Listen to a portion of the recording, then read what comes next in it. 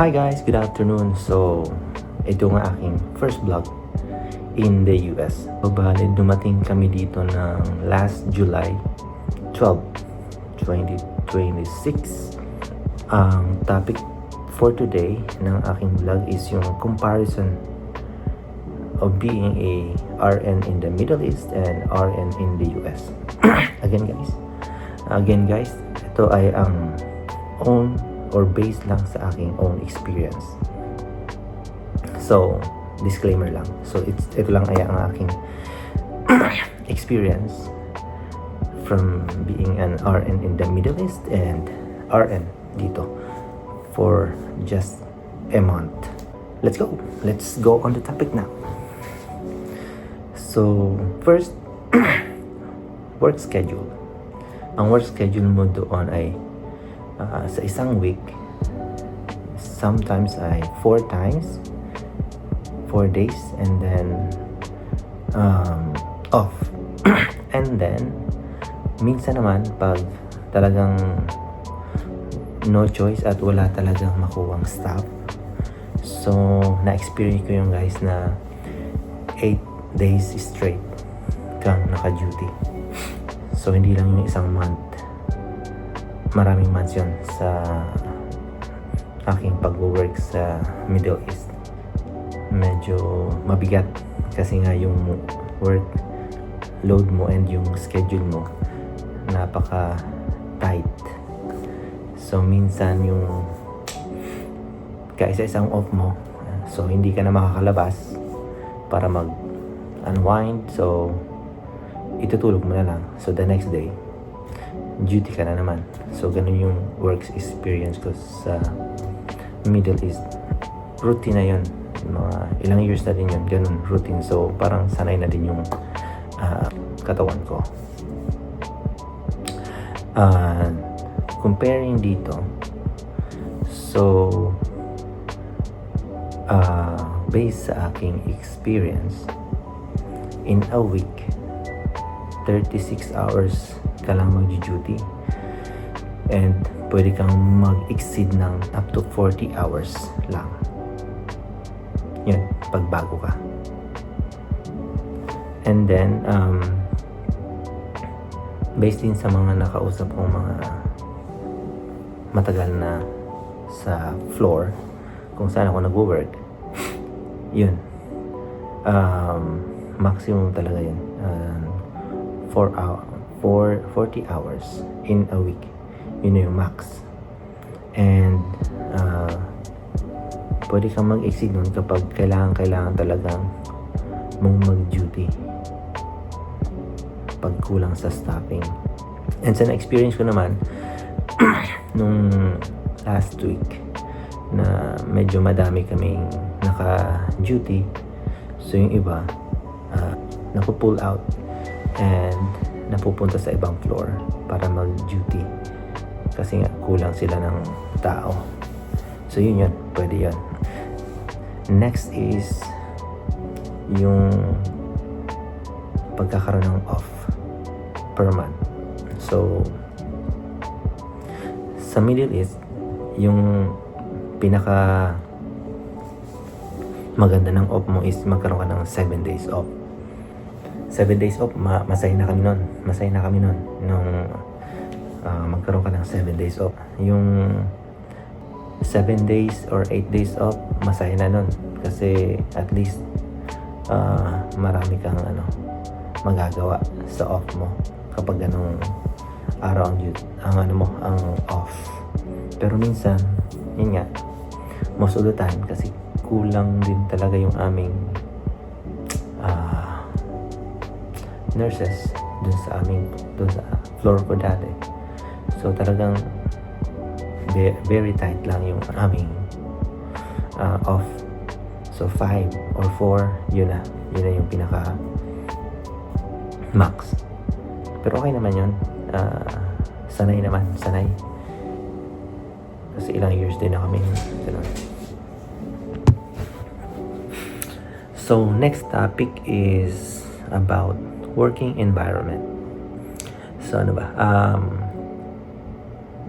yung naging experience ko sa Middle East, So sa isang shift, may hawak kang 5 or 6 patients. So anything na may procedure doon, so kailangan mo siyang samahan. For example, TEE, echo, what else? For CAT, ang pasyente. So kailangan mo siyang samahan at i-endorse doon sa unit na yon ang pasyente. Yan. Dito sa US, ang napansin ko, based on my experience, sa 1 month, kung ang pasyente mo is for x-ray, for TEE, for endoscopy, or any procedures,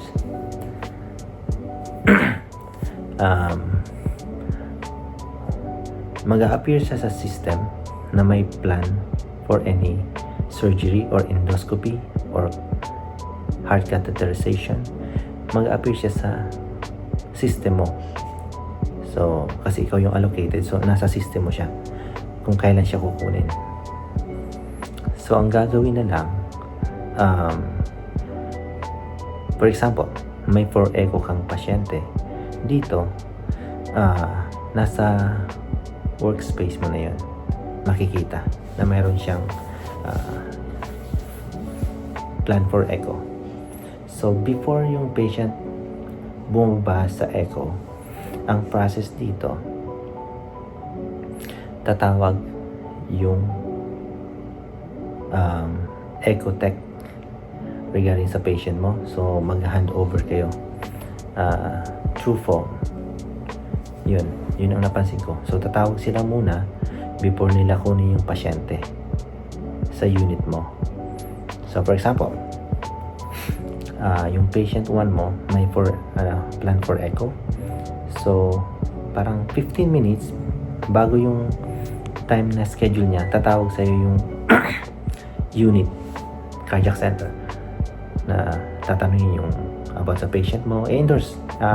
So, ang ginagawa is SBAR, endorsement, situation, background, ano yung mga assessment mo, yung ano bang mayroon yung pasyente mo, contact isolation, or parang ganun, i-endorse mo na. Naglalakad ba yung pasyente mo, yun, i-endorse mo na through phone. And then, after a few minutes, may pupuntang transport personnel. So, tawag dito, transport personnel. So, pupunta, then tatawagin lang kung sino yung nurse ng patient na yon. Tapos, magpapaalam lang na kukunin na yung pasyente. So, i-endorse mo lang dun sa transport person na ano ba yung naglalakad ba yung pasyente mo, kailangan ba ng oxygen, naka-isolation ba siya, or ganun. So, yun, kukunin na nila yung pasyente mo. So, hindi mo kailangang samahan yung pasyente. Kasi yung mismo gagawa ng procedure, sila yung nagpapadala ng transport personnel. Unlike dun sa Middle East, on my experience. So, kailangan mo isend yung pasyente mo sa echo, x-ray, ganun. So, lalo na siguro kung mayroong ang dami mong procedures. So, na-experience ko yun eh. Mayroong x-ray ang pasyente ko, may echo, may ultrasound pa yung pasyente ko. Ang experience ko noon, pupunta ka muna ng echo. After nun, bago matapos pa yung echo, tatawagan mo na yung ultrasound department na isend mo yung pasyente mo dun sa kanila. Yun. Tapos, ang malala pa nun, may MRI ka pa. So, yun. Pupunta ka pa sa MRI, which is minimum 30 minutes. Yung 30 minutes mo yun, andun lahat. So, the whole shift, kung siniswerte ka, most of the time, na gano'n ang pasyente mo na maraming comorbidities, na maraming referrals, so marami silang orders. Na-experience ko na yun. May x-ray, may echo, may ultrasound, tapos after nyan, may MRI pa. Kasi, yun nga, maraming referrals, so maraming orders. So, ikaw mismo yung sasama sa pasyente. Pero dito, ang kagandahan dito, nasa system na lahat. Nasa system na siya lahat. Yung gagawin sa pasyente mo, alam mo na kung kailan kukunin kasi nakalagay dun yung time frame for echo, for TEE, for endoscopy. May pasyente akong for endoscopy dito. So, tumawag lang sa akin yung nurse ng endoscopy and then na-endorse ko na sa kanya. In-endorse ko lang kung ano yung case ng patient, background, yung the whole assessment sa pasyente. After nun, pumunta na yung transport personnel. Tapos kinuha na yung pasyente. After nung magawa yung procedure, makaka-receive ka ng call from kung asa yung pasyente mo. For example, endoscopy. So, makaka-receive ka ng call from endoscopy nurse. So, mag-endorse na kayo. Handover. Yan. Sasabihin na nila anong ginawa, anong procedure, anong findings, anong to follow. Tapos yun, sasabihin nila kung anong oras dadating yung pasyente mo sa floor. So yun. Yun yung parang first time ko lang ma-experience na any procedures, hindi mo kailangang umalis ng floor kasi mayroong designated transport personnel. So, ano ba ang nun? Advantage. So, makakapag-focus ka pa rin sa patient mo, yung naiwan na nasa floor. So, yung continuity of care andon. So, for me, maganda siyang work environment. Tsaka yung system, maganda talaga. So, yun na sa akin. For me, new, bago to. So, unlike sa aking na-experience sa Middle East na ikaw talaga lahat. Ikaw magbababa. Minsan, yung porter pa, magagalit sa yung porter yun. Minsan yung porter sasabihin pa sa'yo na busy siya. Yun ang na-experience ko lagi sa aking work sa Middle East. Minsan papagalitan ka pa ng porter, ba't ka tumatawag, ganun. Pero basta iba talaga. Yun yung pagkakaiba sa work environment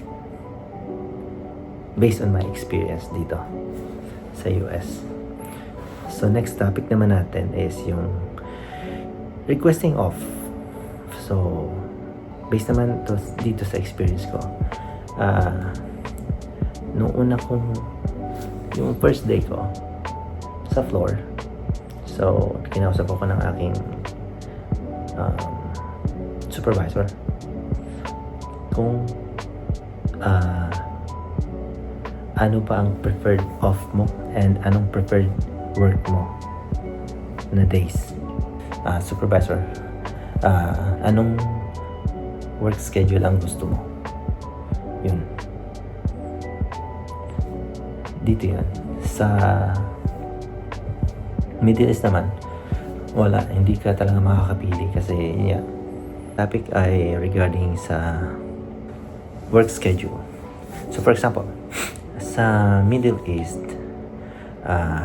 kahit night or day shift ka, same lang yung base fare mo na tinatawag or yung salary mo. And unlike, compare naman dito, so based dun sa napirmahan kong contract, pag day shift ka, so yun yung regular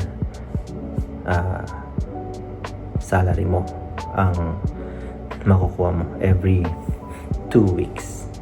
And then kung night shift ka naman, so mas mataas siya. And lalo na kung weekend, day shift weekend or night shift weekend, so iba din yung rate nun, mas mataas. So based dun sa contract na napirma ko, yun nga, mas mataas siya. So based dun naman sa contract na yun, so mas maganda yung benefit in terms of pagbibigay ng salary ng dito sa US compared dun sa Middle East. Kasi binibigyan ka ng extra yung kapag night shift, kasi pag night kasi, di ba, iba yung environment, yung mood ng ng work. And then yun nga, night shift, yun nga, puyat ka compared sa day shift. Regular lang yung hours, working hours nila. At least bayad yung mo. Pag night ka, at least may extra. Next topic is nursing role and job description. So ano ba to? Paano tawag dito? So sa Middle East, ito ay based lang sa aking experience, pero hindi ko naman siya tinitake na negative or yun nga, negative, kasi yun nga, naging part na din siya ng aming routine sa floor based on my experience. So dun sa work ko dati, ang work ko is RN, and pero minsan ikaw pa yung mag-follow up ng first, mag-follow up ng mga approvals, yan, which is for me dapat work siya ng court clerk or ng approval section or sa Middle East is ito kasi yung naging experience ko. So di ba RN tayo, so RN, so dapat at least focus tayo dun sa ating job description. Pero once nandun ka na sa floor, ito ay yung own experience ko lang. Nurse ka na, minsan ikaw pa magpa-follow up ng mga approvals ng patient, ikaw ang magtatanong ng mga pag may sira yung aircon, pag may sira yung tubig, TV, so lahat yun sa nurses. So hawak pa rin ng nurse. So first, nurse ang nagpa-follow up ng approval. Minsan pag nadi-disapprove, so in my own experience, kami pa yung parang tawag dito, pag nadi-disapprove yung pasyente sa mga request nila or something, so parang yung nurse pa yung nasisisi, which is hindi namin covered yun, pero yun nga, nurse. And pag may problema sa tubig, walang hot water, so nurses. Pag may problema sa aircon, sa TV, walang channel, yun, nurses yan lahat. Then yun, basta kailangan marami multitasking yung mo, dapat mabilis ka. Yun yung sa ko na experience ko, kaya hindi ko naman siya tinitake na down or negative, pero nga lang na minsan nauubos yung oras mo kaka follow up no approval, which is dapat sana mayroong magpa-follow up para sana ma-check mo yung patient, ma-update mo yung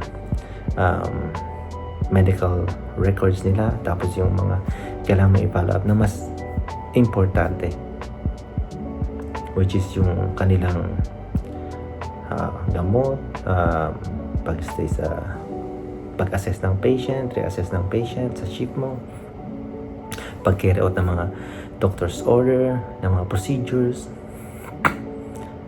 So parang sa experience ko, in 12-hour shift, parang yung 7 hours or 6 hours doon halos nauubos doon yung oras kaka-follow up ng approval, patient request ng companion for food, mga ganon. So which is nawawalan ka ng time para ma-follow up mo yung mga dapat na procedures na kailangan mo i-follow up for the patient, mga lab, blood works, medications na kailangan mo i-check. So yun lang, medyo ano lang siya, broad yung scope mo being a nurse in the Middle East, in my own experience. Pero hindi ko siya tinitik na negative, pero yun lang yung aking na-experience. Ano pa ba, kapag nurse ka sa Middle East, dapat parang ikaw lahat ang gagawa. Ikaw lahat gagawa talaga sa pasyente mo. Oo, yun nga, ikaw talaga lahat. Pati i-please yung relative, yun. Most of the time, may mga relative ang pasyente na demanding. So, pero okay naman. Pero yung demanding na hindi naman siya connected dun sa patient, yung nire-request nila. Pero hindi ko na-imagine yung mga bagay na yun na unrelated regarding sa patient, sa treatment or for the patient, for personal, yun. And most of the time, pag hindi mo na pagbigyan yung certain request nila na hindi naman para sa pasyente, makaka-receive ka ng incident report. Yun ang ano dun, incident report. Lahat yun sa nurse. Yan, ikwento ko lang, kahit yung sa aircon, yan, na hindi cover ng nurses, yan, i-escalate nila yun na yung nurse hindi inayos yung aircon, yung TV, gano'n. Lahat sa nurses. Yun lang naman yung mga na-experience ko sa being a nurse sa Middle East. Pero hindi ko tinitake yun again na negative. I'm just sharing yung aking naging experience sa loob ng 11 years. Dito naman sa US, so sa floor namin, or lahat, nung aking orientation, ito yung sinabi sa amin. So sa floor namin, ganito yung setup.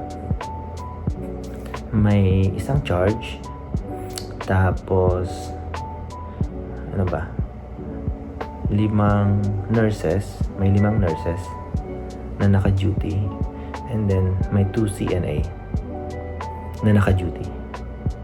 So i-describe ko lang yung ano, based on my 1-month experience. Yung job description na sinasabi ko, dito, kung ano yung job description mo, yun ang nasusunod. Yun talagang nasusunod. Ganito kasi setup dito sa hospital na pinagtatrabaho ko. May charge nurse, may unit secretary, and may 5 nurses and 2 CNA na naka-duty. So, unahin ko, yung charge nurse, so siya yung bibigyan ng allocation, tsaka nag-check ng overall sa floor.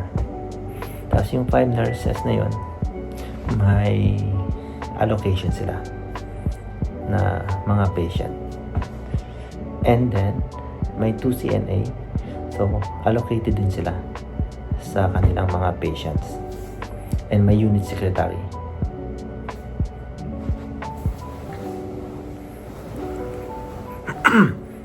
So ito, diba sinabi ko yung experience ko sa Middle East na yung mga problema sa aircon, sa ilaw, sa socket, sa TV, sa channel, sa lahat. Designated person doon na naka-assign para doon. Yun yung aming unit secretary. So may unit secretary kami sa floor namin. So kung may mga kailangan ka, may mga kailangang ipaayos, so i-inform mo lang siya na hey, may hindi gumaganang faucet, walang channel na ganito, may socket na hindi gumagana, yung ilaw hindi gumagana, yung something, lahat, anything na unrelated sa nursing role mo, siya yung naka-focus doon, yung unit secretary. Tapos yung CNA na sinasabi ko, yung CNA, so yung para siyang nursing assistant. Ang focus naman nila is vital signs, assisting patient, turning patient, changing patient. So if yung patient is need ng assistance, so sila yung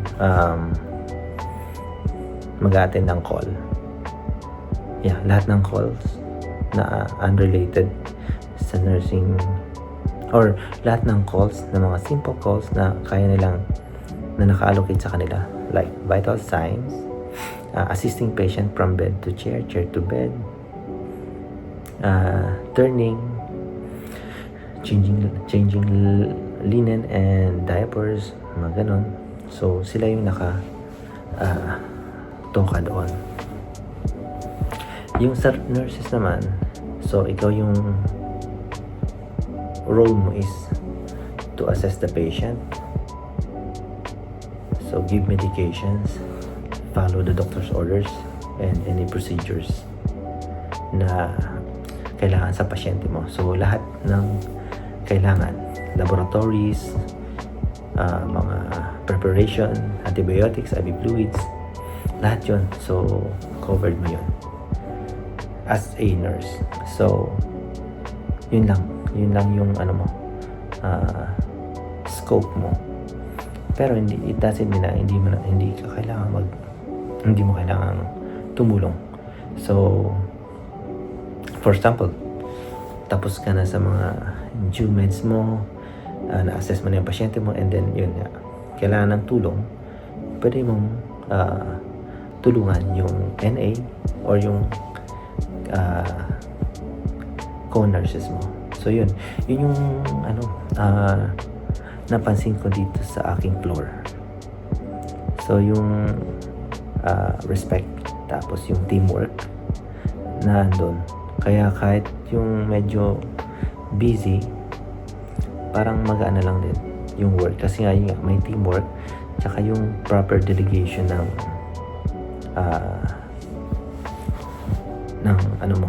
work na andun.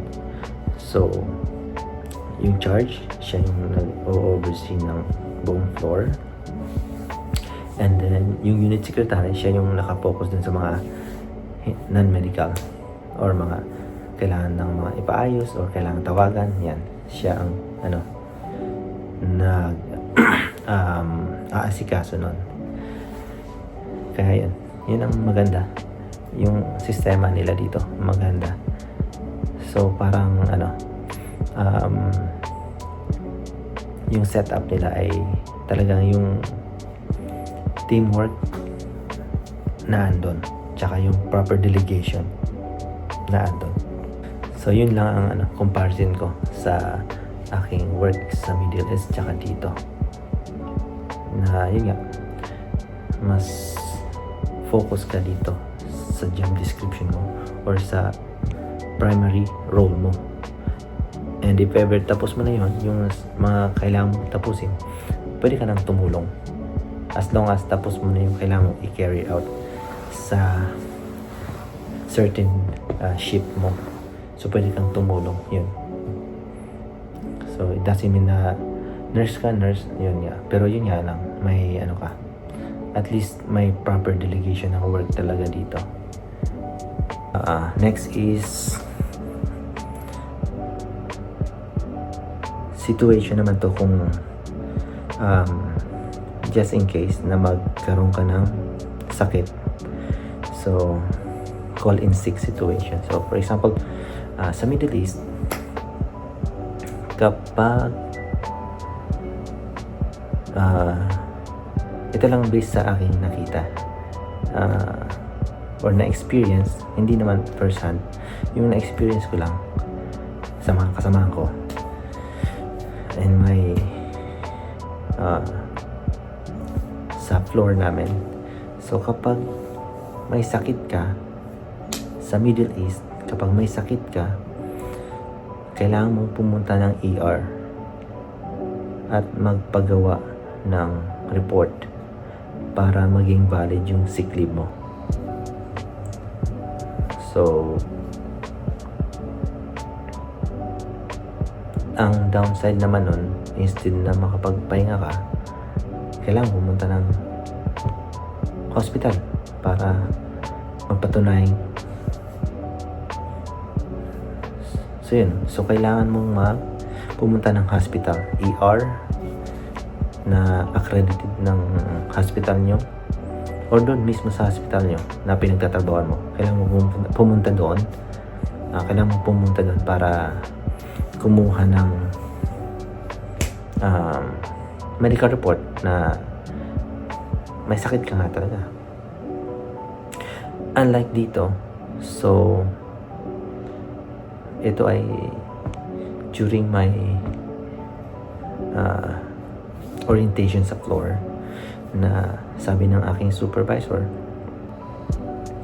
if ever, just in case na magkaroon ng sakit,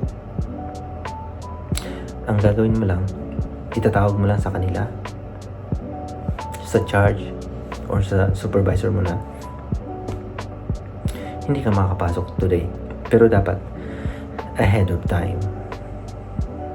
Halimbawa, nagkasakit ka early morning, so ang duty mo is early morning, or may sakit ka na feeling mo nung gabi pa lang yun, parang magkakasakit ka na, magko-call ka na sa charge nurse ng night shift na hindi ka makakapasok. So yun lang daw, tatawag ka lang para mag-inform ka sa kanila na hindi ka makakapasok. So wala nang tanong-tanong yun lang. And then tatawag ka sa mayroong certain number na tatawagan ka din para parang nakalimutan ko yung tawag pero para matanggal ka dun sa system na yun na duty ka. So yun, hindi mo kailangan pumunta ng ER or anything, basta itatawag mo lang sa kanila na may sakit ka. So yung